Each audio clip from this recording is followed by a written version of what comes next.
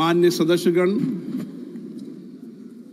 आपको बुलेटिन भाग 2 के माध्यम से पहले ही सूचित किया गया है कि माननीय वित्त मंत्री जी के बजट भाषण की प्रतियां आपको हार्ड कॉपी के रूप में उपलब्ध कराई जाएगी।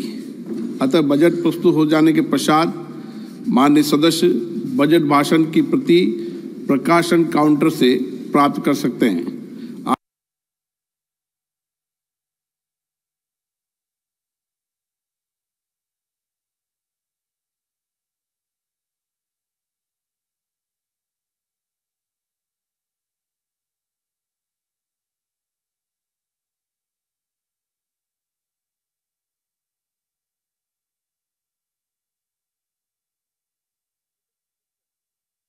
I present the interim budget for 24-25.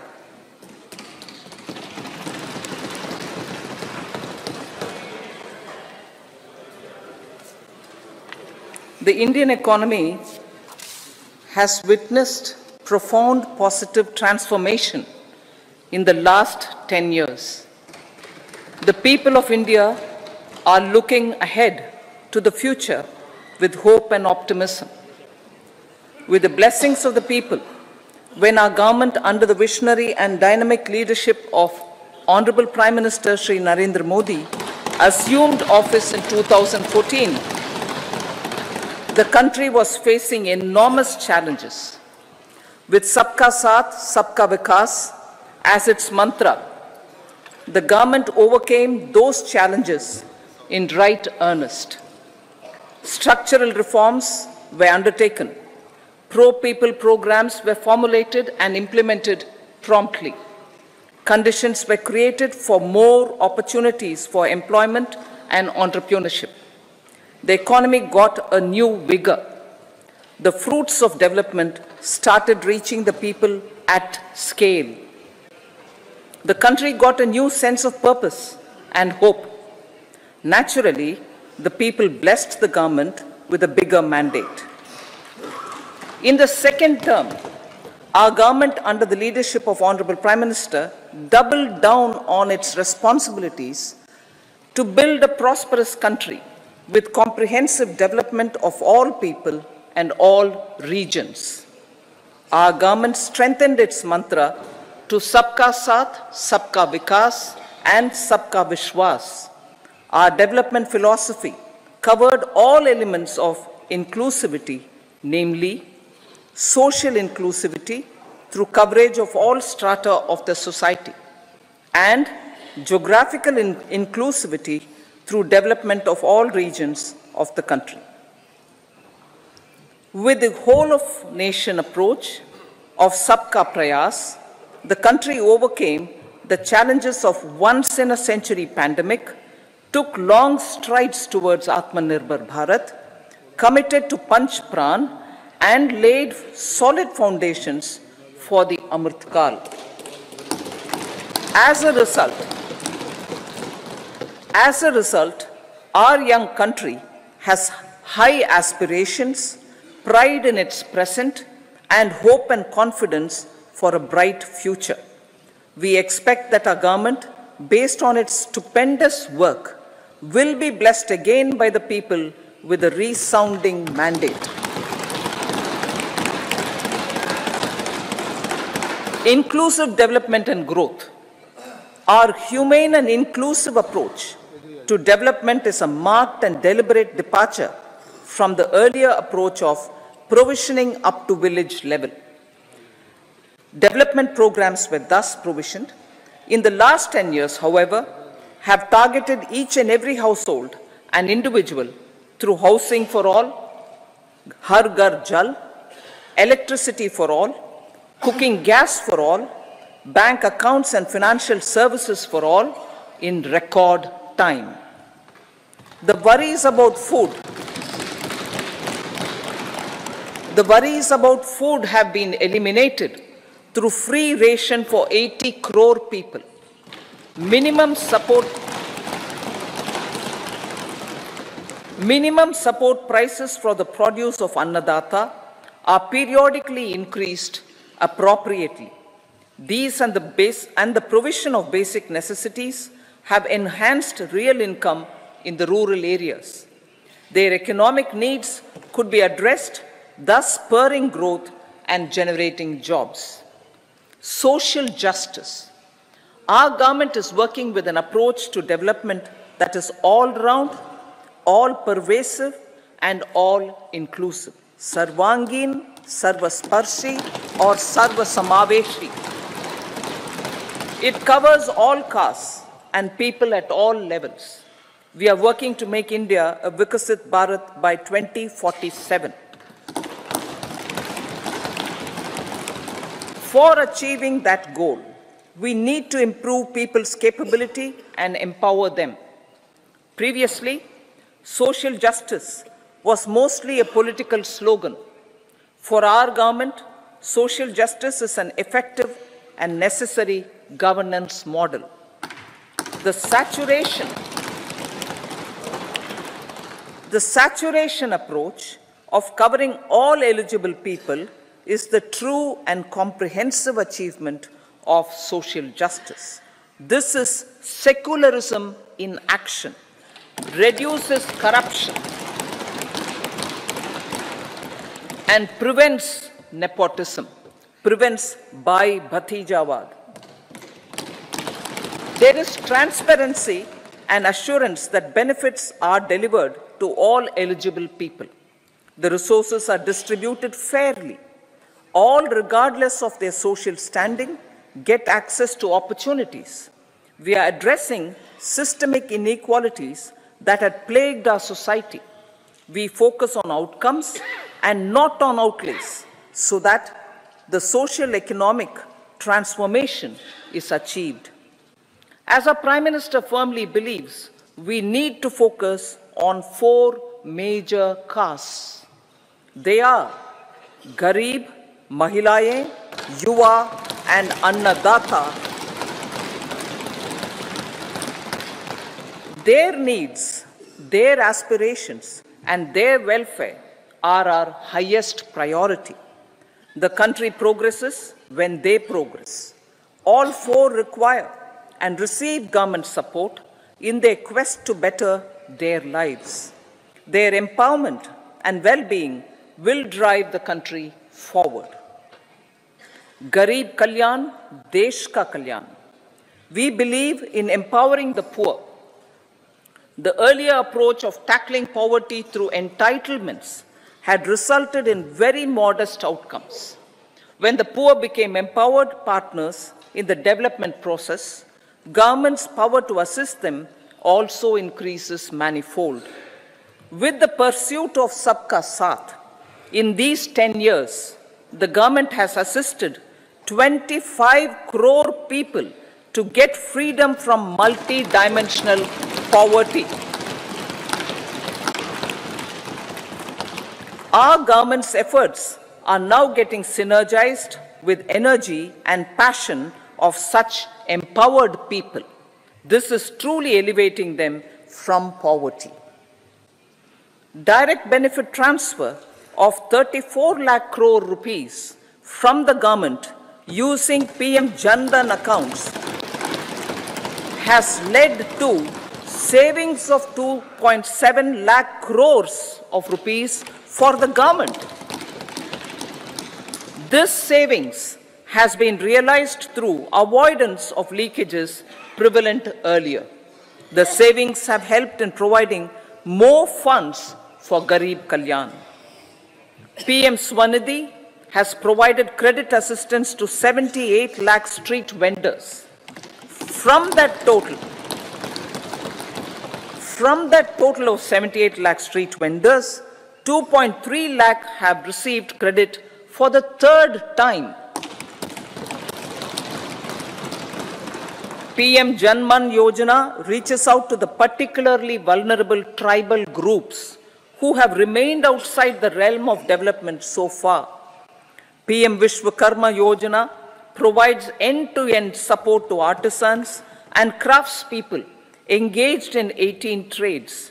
The schemes for empowerment of Divyangs and transgender persons reflect firm resolve of our government to leave no one behind. Welfare of Annadata. Farmers are our Annadata. Every year under PM Kisan Samman Yojana, direct financial assistance is provided to 11.8 crore farmers, including marginal and small farmers. Crop insurance is given to 4 crore farmers under PM Fasal Bima Yojana. These, besides several other programs, are assisting Annadata in producing food for the country and for the world. Electronic National Agricultural Market has integrated 1,361 mandis and is providing services to 1.8 crore farmers with trading volume of 3 lakh crores of rupees. The sector is poised for inclusive, balanced, higher growth and productivity. These are facilitated from farmer-centric policies, income support, coverage of risks through price and insurance support, promotion of technologies and innovations through startups. Empowering the Amrit PD, the Yuva. Our prosperity depends on adequately equipping and empowering the youth. The National Education Policy 2020 is ushering the transformational reforms. PM Schools for Rising India, PM Shri, are delivering quality teaching and nurturing holistic and well-rounded individuals. The Skill India mission has trained 1.4 crore youth, upskilled and reskilled 54 lakh youth, and established 3,000 new ITIs. A large number of institutions of higher learning, namely 7 IITs, 16 triple ITs, 7 IIMs, 15 AIMS, and 390 universities have been set up. PM Mudra Yojana has sanctioned 43 crore loans aggregating to 22.5 lakh crores of rupees for entrepreneurial aspirations of our youth. Besides that, Fund of Funds, Startup India, and Startup Credit Guarantee schemes are assisting our youth. They are also becoming Rozgar Data. The country is proud of our youth scaling new heights in sports. The highest ever medal tally in Asian Games and Asian Para Games in 2023 reflects a high confidence level.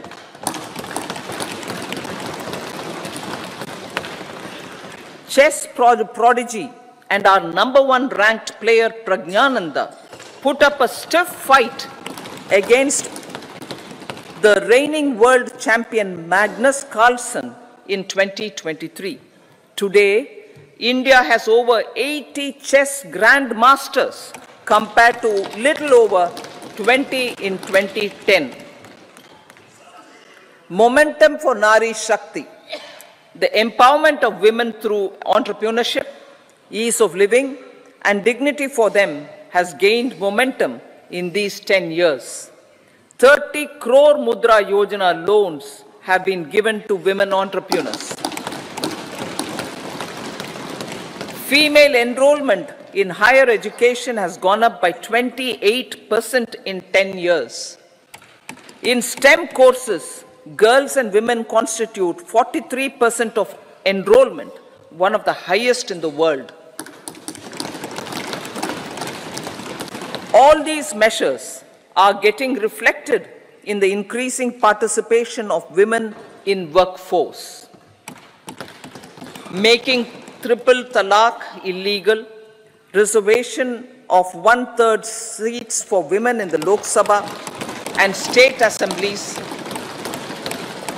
and giving over 70% houses under PM Awas Yojana in rural areas to women, and giving over 70% houses under PM Awas Yojana in rural areas to women as sole or joint owners have enhanced their dignity. Exemplary track record of governance, development, and performance. Besides delivering on high growth in terms of gross domestic product, the government is equally focused on a more comprehensive GDP, that is, governance, development, and performance. Our government has provided transparent, accountable, people-centric, and prompt, trust-based administration with citizen-first and minimum government, maximum governance approach. The impact of all-round development is discernible in all sectors. There is macroeconomic stability, including in the external sector. Investments are robust. The economy is doing well. People are living better and earning better, with even greater aspirations for future. Average real income of the people has increased by 50%. Inflation is moderate. People are getting empowered, equipped, and enabled to pursue their aspirations. There is effective and timely delivery of programs and of large projects. Economic management. The multi-pronged economic management over the past 10 years has complemented people-centric, inclusive development.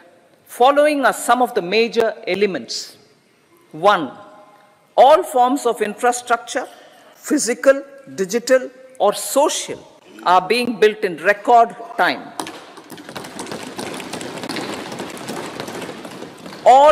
Number 2, all parts of the country are becoming active participants in economic growth. Number 3, digital public infrastructure, a new factor of production as if in the 21st century, is instrumental in formalization of the economy. Number 4, goods and services tax has enabled one nation, one market, one tax. Tax reforms have led to deepening and widening of tax base. Number 5, strengthening of the financial sector has helped in making savings, credit, and investments more efficient. Number 6, GIFT, IFSC, and the Unified Regulatory Authority, IFSCA, are creating a robust gateway for global capital and financial services for the economy.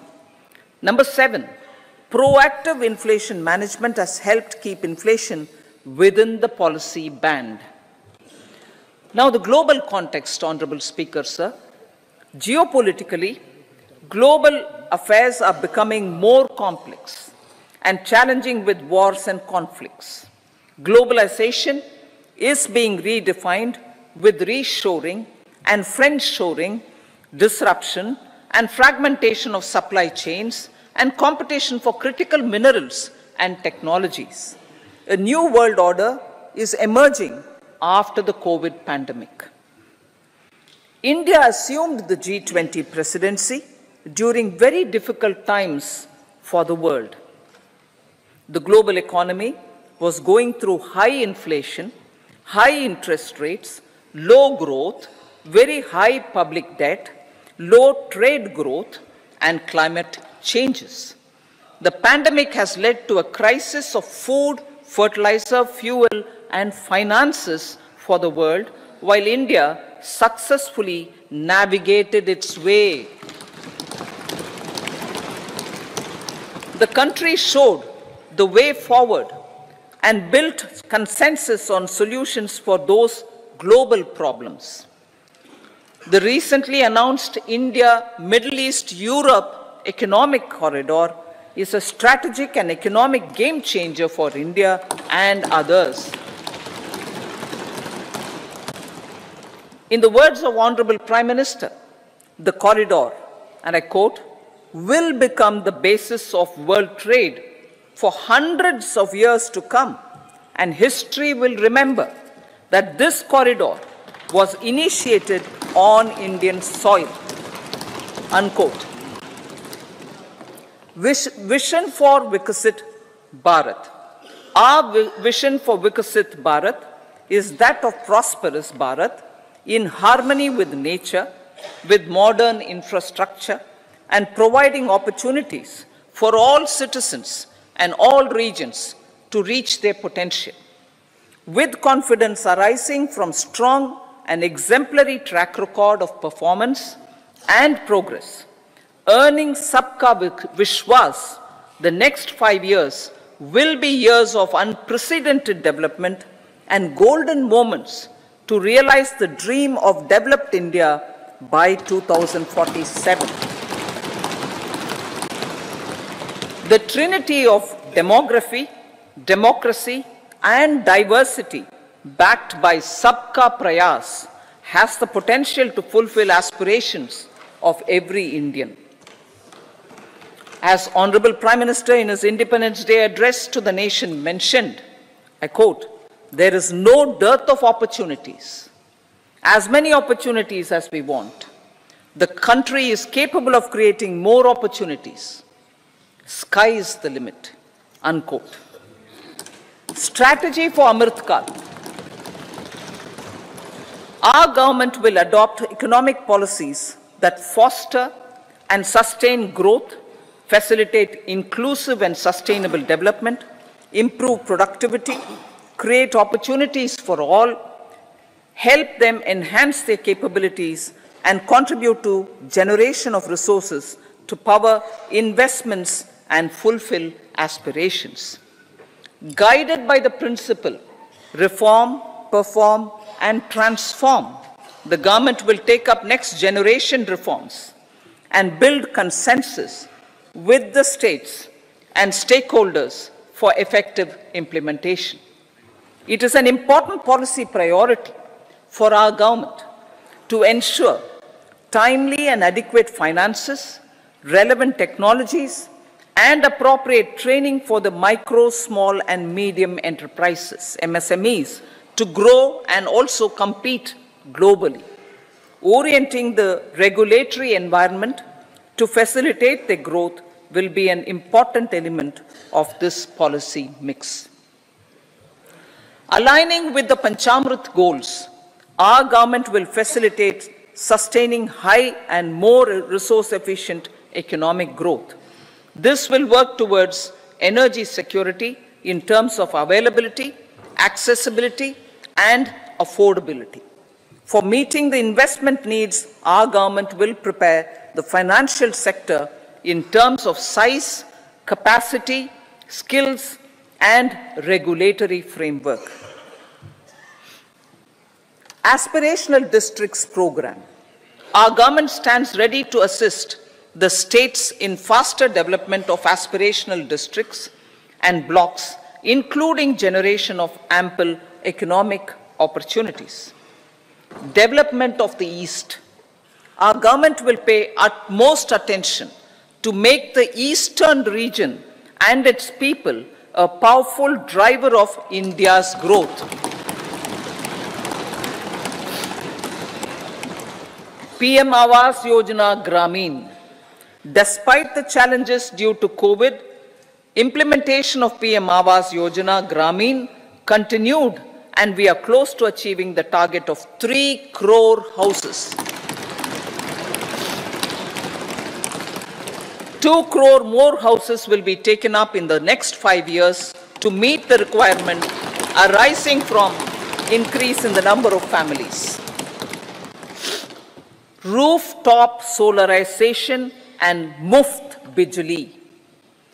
Through rooftop solarization, 1 crore households will be enabled to obtain up to 300 units free electricity every month.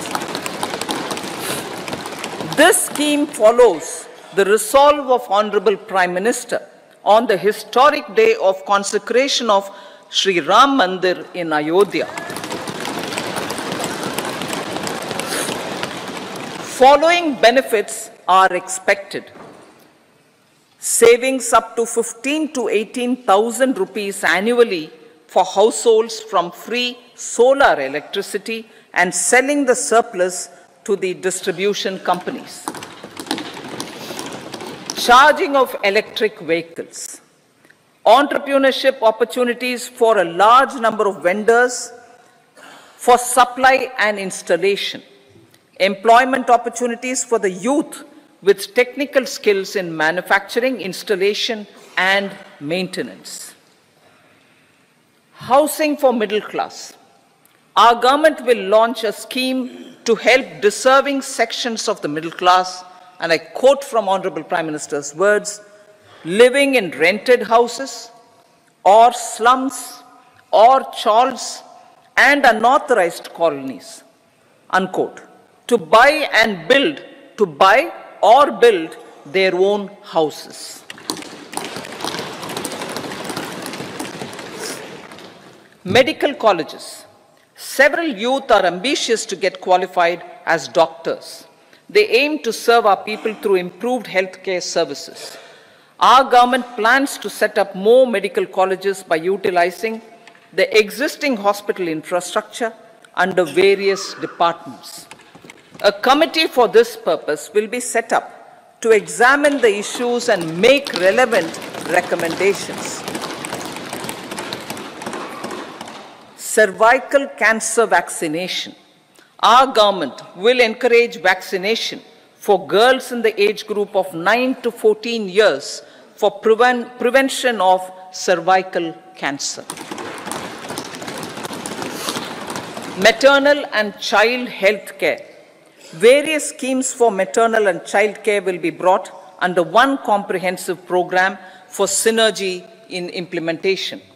Upgradation of Anganwadi centers under Saksham Anganwadi and Poshan 2.0 will be expedited for improved nutrition delivery, early childhood care and development.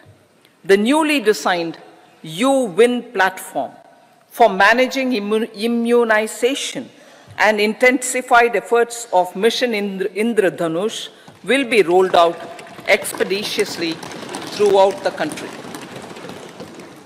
Ayushman Bharat. Healthcare cover under Ayushman Bharat scheme will be extended to all ASHA workers, to all Anganwadi workers and helpers. Agriculture and food processing. The efforts of value addition in agriculture sector and boosting farmers' incomes will be stepped up. Pradhan Mantri Kisan Sampada Yojana has benefited 38 lakh farmers and generated 10 lakh employment. Pradhan Mantri Formalization of Micro Food Processing Enterprises Yojana has assisted 2.4 lakh SHGs and 60,000 individuals with credit linkages.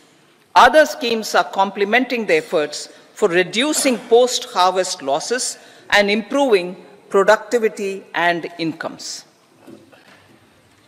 For ensuring faster growth of the sector, our government will further promote private and public investment in post-harvest activities, including aggregation, modern storage, efficient supply chains, primary and secondary processing and marketing and branding. Nano DAP. After the successful adoption of nano urea, application of nano DAP on various crops will be expanded in all agroclimatic zones. Atmanirbhar Oil Seeds Abhiyan. Building on the initiative announced in 2022, a strategy will be formulated to achieve Atmanirbharta for oil seeds such as mustard, groundnut, sesame, soya bean, and sunflower. This will cover research for high-yielding varieties, widespread adoption of modern farming techniques, market linkages, procurement, value addition, and crop insurance. Dairy development. A comprehensive program for supporting dairy farmers will be formulated. Efforts are already on to control foot and mouth disease, India is the world's largest milk producer with India is the world's largest milk producer, but with low productivity of milch animals. The program will be built on the success of existing schemes such as Rashtriya Gokul Mission, National Livestock Mission, and infrastructure development funds for dairy processing and animal husbandry. Matsya Sampada. It was our government which set up a separate department for fisheries, realizing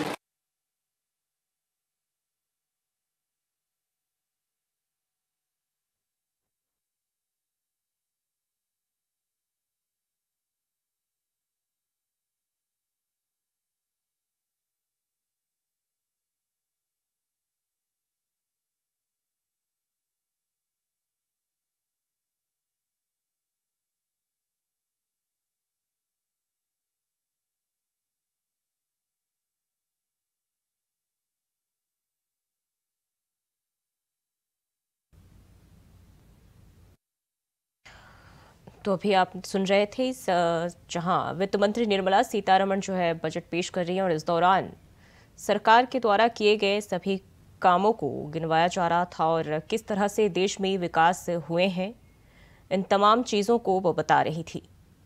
और संसद में budget पेश कर रही हैं निर्मला सीतारमण। इस दौरान उन्होंने बताया कि इस सरकार में जो है गरीबी को काफ़ी कम किया गया है पहले के मुकाबले।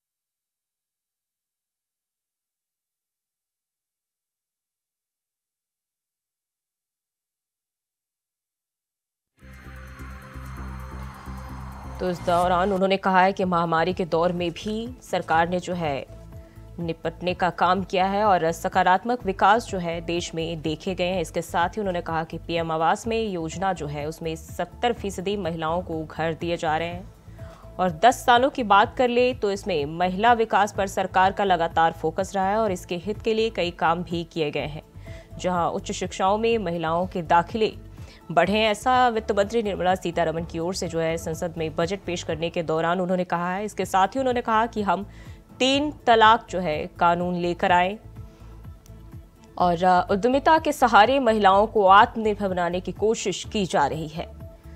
तो संसद में बजट पेश करने के दौरान उन्होंने ये कहा है और 10 सालों में महिलाओं के विकास पर सरकार का लगातार फोकस रहा है, महिलाओं के हित में लगातार काम किए गए हैं। इसके साथ ही उन्होंने कहा है कि सरकारी योजना से जो है देश की गरीबी जो है उसमें कमी आई है और हर वर्ग का सर्वांगीण विकास जो है वो हुआ है।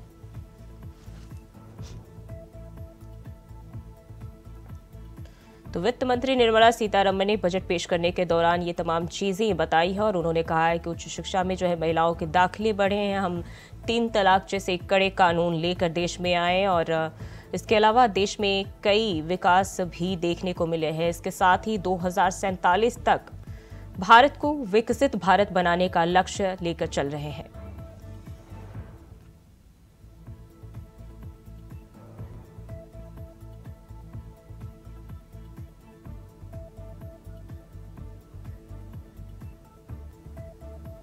इसके अलावा उन्होंने कहा कि जो आम लोग हैं उनके जीवन में भी बदलाव देखे गए। ग्रामीण क्षेत्रों में लोगों की आय बढ़े हैं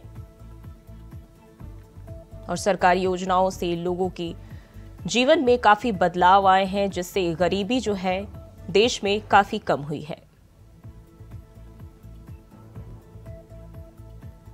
उन्होंने कहा कि युवाओं की क्षमता विकास पर जो है सरकार लगातार नजर बनाए हुए हैं और रोजगार के अवसर बढ़े हैं, महंगाई में ज्यादा बढ़ोतरी नहीं हुई है।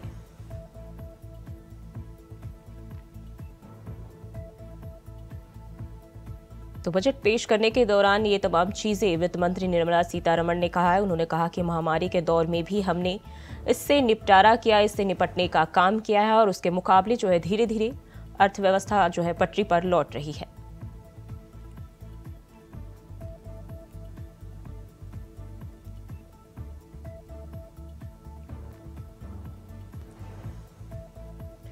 तो प्रधानमंत्री नरेंद्र मोदी के दूसरे कार्यकाल का ये अंतरिम बजट पेश किया जा रहा है और इस दौरान तमाम चीजें जो देश के हित में सरकार की ओर से किए गए हैं उनको वित्त मंत्री ने बताया। साथ ही उन्होंने बताया कि गरीबी को किस तरह से देश में कम किया गया है। पीएम आवास योजना में 70% महिलाओं को घर दिए जा रहे हैं और महिलाओं पर भी सरकार का लगातार पिछले 10 सालों में फोकस रहा है और तमाम चीजें जो महिलाओं के हित में हैं वो सभी कराने की कोशिश जो है सरकार। High traffic density corridors.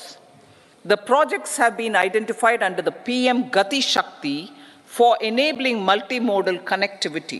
They will improve logistics efficiency and reduce cost. The resultant decongestion of the high traffic corridors will also help in improving operations of passenger trains, resulting in safety and higher travel speed for passengers. Together with dedicated freight corridors, these 3 economic corridor programs will accelerate our GDP growth and reduce logistic costs.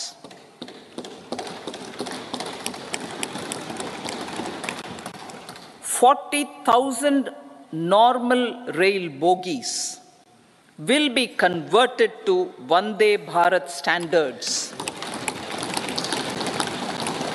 to enhance safety, convenience, and comfort of passengers." Aviation sector. The aviation sector has been galvanized in the past 10 years. Number of airports have doubled to 149. Rollout of air connectivity to Tier 2 and Tier 3 cities under Udan scheme has been widespread. 517 new routes are carrying 1.3 crore passengers. Indian carriers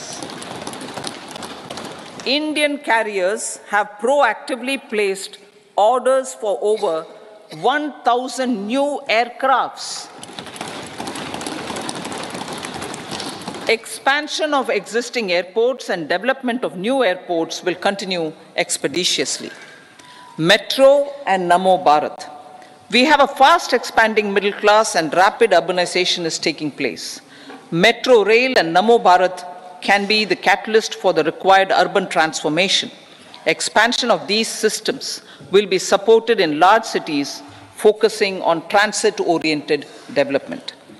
Green energy. Towards meeting our commitment for net zero by 2070, the following measures will be taken. Viability gap funding will be provided for harnessing offshore wind energy, potential for initial capacity of 1 gigawatt. Coal gasification and liquefaction capacity of 100 metric tons will be set up by 2030. This will also help in reducing imports of natural gas, methanol, and ammonia. Phased mandatory blending of compressed biogas in compressed natural gas for transport and piped natural gas for domestic purposes will be mandated. Financial assistance will be provided for procurement of biomass aggregation machinery to support collection. Electric vehicle ecosystem. Our government will expand this and strengthen the e-vehicle ecosystem by supporting manufacturing and charging infrastructure. Greater adoption of e-buses for public transport networks will be encouraged through payment security mechanism.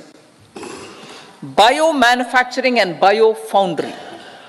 For promoting green growth, a new scheme of biomanufacturing and biofoundry will be launched. This will provide environment-friendly alternatives such as biodegradable polymers, bioplastics, biopharmaceuticals, and bioagri-inputs. This scheme will also help in transforming today's consumptive manufacturing paradigm to the one based on regenerative principles. Blue Economy 2.0. For promoting climate-resilient activities for Blue Economy 2.0, a scheme for restoration and adaptation measures and coastal aquaculture and mariculture with integrated and multi-sectoral approach will be launched. Comprehensive development of tourist centers. The success of organizing G20 meetings in 60 places presented diversity of India to global audience. Our economic strength has made the country an attractive destination for business and conference tourism. Our middle class also now aspires to travel and explore.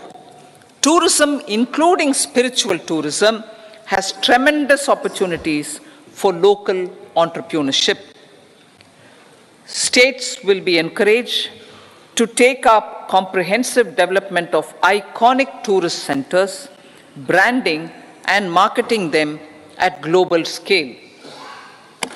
A framework for rating of the centers based on quality of facilities and services will be established. Long-term interest-free loans will be provided to states for financing such development on matching basis. To address the emerging fervor for domestic tourism, Honorable Speaker, sir, projects for port connectivity, tourism infrastructure, and amenities will be taken up on our islands, including Lakshadweep.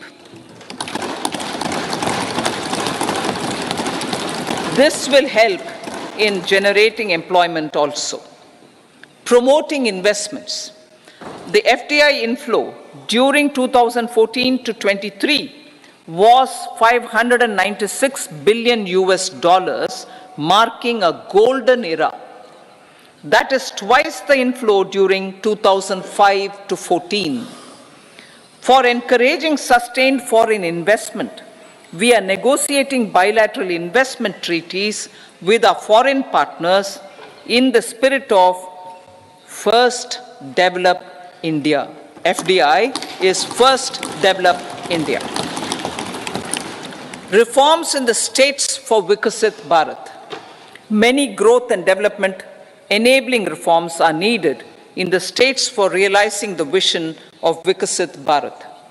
A provision of 75,000 crore rupees as 50-year interest-free loan is proposed this year to support those milestone-linked reforms by the state governments. Societal changes. The government will form a high-powered committee for an extensive consideration of the challenges arising from fast population growth and demographic changes. The committee will be mandated to make recommendations for addressing these challenges comprehensively in relation to the goal of Vikasit Bharat. Amrit Kal as Kartavya Kal. Our government stands committed to strengthening and expanding the economy with high growth and to create conditions for people to realize their aspirations.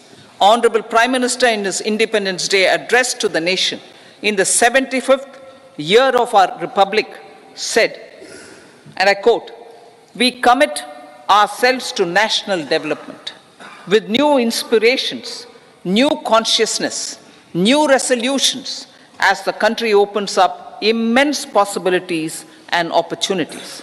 It is our Kartavya Kal." Unquote. Every challenge of the pre-2014 era was overcome through our economic management and our governance. These have placed the country on a resolute path of sustained high growth. This has been possible through right policies, true intentions, and appropriate decisions.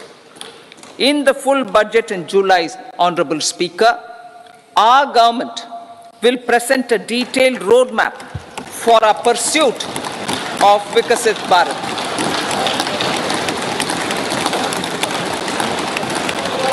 Revised estimates of 2023-24. The revised estimate of the total receipts other than borrowings is 27.56 lakh crores of rupees, of which the tax receipts are 23.24 lakh crore rupees. The revised estimate of total expenditure is 44.90 lakh crore rupees. The revenue receipts at 30.03 lakh crore rupees are expected to be higher than the budget estimate, reflecting strong growth momentum and formalization in the economy. The revised estimate of the fiscal deficit is 5.8% of GDP, improving on the budget estimate, notwithstanding moderation in the nominal growth estimates. Budget estimates for 2024-25. Coming to the year 2024-25, the total receipts other than borrowings and total expenditure are estimated at 30.80 and 47.66 lakh crore rupees respectively. The tax receipts are estimated at 26.02 lakh crore rupees. The scheme of 50-year interest-free loan for capital expenditure to states will be continued this year with an outlay of 1.3 lakh crore rupees. We continue on the path of fiscal consolidation, as announced in my budget speech of 2021-22, to reduce fiscal deficit below 4.5% by 25-26. The fiscal deficit in 2024-25 is estimated to be 5.1% of GDP, adhering to that path. So the gross and net market borrowings through dated securities during 24-25 are estimated at 14.13 lakh crore rupees and 11.75 lakh crore respectively. Both will be less than that in 23-24. Now that the private investments are happening at scale, the lower borrowings by the central government will facilitate larger availability of credit for the private sector. Vote on account. I'll be seeking vote on account approval of the Parliament through the appropriation bill for a part of the financial year 2024-25. I will now move to Part B. Honorable Speaker, sir, over the last 10 years, the direct tax collections have more than trebled and the return filers swelled 2.4 times. I would like to assure the taxpayers that their contributions have been used wisely for the development of the country and welfare of its people. I appreciate the taxpayers for their continued support. The government has reduced and rationalized tax rates. Under the new tax scheme, there is now no tax liability for taxpayers with income up to 7 lakh rupees, up from 2.2 lakh rupees in the financial year 2013-14. The threshold for presumptive taxation for retail businesses was increased from 2 crores to 3 crores. Similarly, the threshold for professionals eligible for presumptive taxation was increased from 50 lakh rupees to 75 lakh rupees. Also, corporate tax rate was decreased from 30% to 22% for existing domestic companies and to 15% for certain new manufacturing companies. Honorable Speaker, sir, in the last 5 years, our focus has been to improve taxpayer services. The age-old jurisdiction-based assessment system was transformed with the introduction of faceless assessment and appeal, thereby imparting greater efficiency, transparency, and accountability. Introduction of updated income tax returns, a new Form 26AS, and pre-filling of tax returns have made filing of tax returns simpler and easier. Average processing time of returns has been reduced from 93 days in the year 2013-14 to a mere 10 days this year, thereby making refunds faster. Indirect taxation. By unifying the highly fragmented indirect tax regime in India, the GST has reduced the compliance burden on trade and industry. The industry has acknowledged the benefits of GST. According to a recent survey conducted by a leading consulting firm, 94% of industry leaders view the transition to GST as largely positive. According to 80% of the respondents, it has led to supply chain optimization, as elimination of tax arbitrage and octroi has resulted in disbanding of checkposts at the state and city boundaries. At the same time, tax base of GST more than doubled, and the average monthly gross GST collection has almost doubled to 1.66 lakh crores this year. States too have benefited. States' SGST revenue, including compensation released to states in the post-GST period of 2017-18 to 2022-23, has achieved a buoyancy of 1.22. In contrast, the tax buoyancy of state revenues from subsumed taxes in the pre-GST 4-year period of 2012-13 to 2015-16 was a mere 0.72. The biggest beneficiaries are consumers, as reduction in logistic cost and taxes have brought down prices of most goods and services. We have taken a number of steps in customs to facilitate international trade. As a result, the import release time declined by 47% to 71 hours at inland container depots, by 28% to 44 hours at air cargo complexes, and by 27% to 85 hours at seaports over the last 4 years since 2019, when the national time release studies were first started. Tax proposals. As for tax proposals, in keeping with the convention, I do not propose to make any changes relating to taxation and propose to retain the same tax rates for direct and indirect taxes, including import duties. However, certain tax benefits to startups and investments made by sovereign wealth or pension funds, as also tax exemption on certain income of some IFSC units, are expiring on 31/3/2024. To provide continuity in taxation, I propose to extend the date to 31/3/2025. Moreover, in line with the government's vision to improve ease of living and ease of doing business, I wish to make an announcement to improve taxpayer services. There are a large number of petty, non-verified, non-reconciled, or disputed direct tax demands, many of them dating as far back as 1962, which continue to remain on the books, causing anxiety to honest taxpayers and hindering refunds of subsequent years.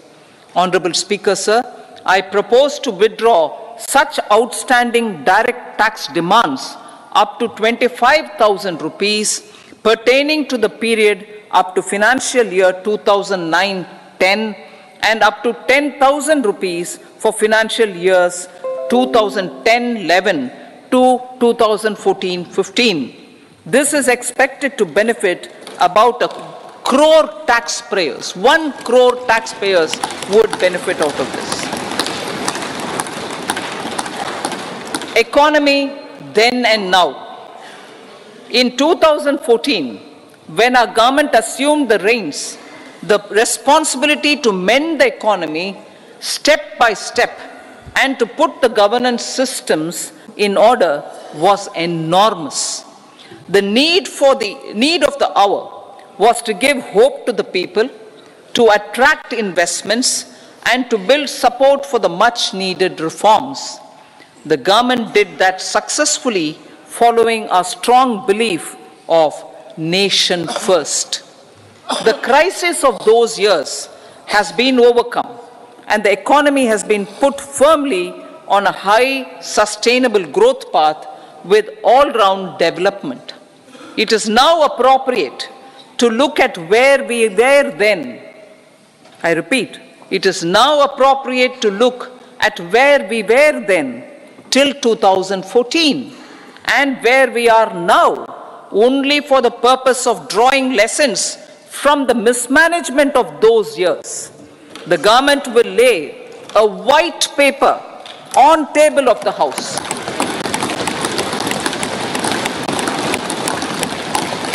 The exemplary track record of governance, development and performance, effective delivery and Jan Kalyan has given the government trust, confidence and blessings of the people to realize whatever it takes. The goal of Vikasit Bharat with good intentions, true dedication and hard work in the coming years and decades. With this, Honorable Speaker, I commend the interim budget to this august House. Jai Hind.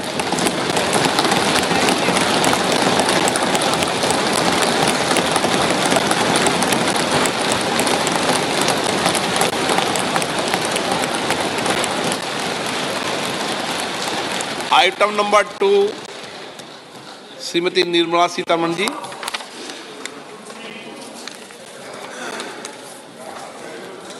So, with your permission, I rise to lay on the table the following statements under Section 3(1) of the Fiscal Responsibility and Budget Management Act 2003, Medium-Term Fiscal Policy cum Fiscal Policy Strategy Statement and Macroeconomic Framework Statement.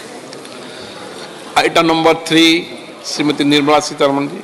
Sir, with your permission, I rise to move for leave to introduce the Finance Bill 2024. प्रश्न ये है कि विधेयक को पुनर्स्थापित करने की अनुमति प्रदान की जाए। जो सदस्य इसके पक्ष में हाँ कहें, जो सदस्य विरोध में ना कहें। मेरे विचार में निर्णय हाँ वालों के पक्ष हुआ, हाँ वालों के पक्ष हुआ। माननीय मंत्री जी विधेयक को पुनर्स्थापित करें। So I introduce the bill. सभा की कार्रवाई शुक्रवार दिनांक 2 फरवरी 2024 को प्राप्त 11 बजे तक के लिए स्थगित की जाती है।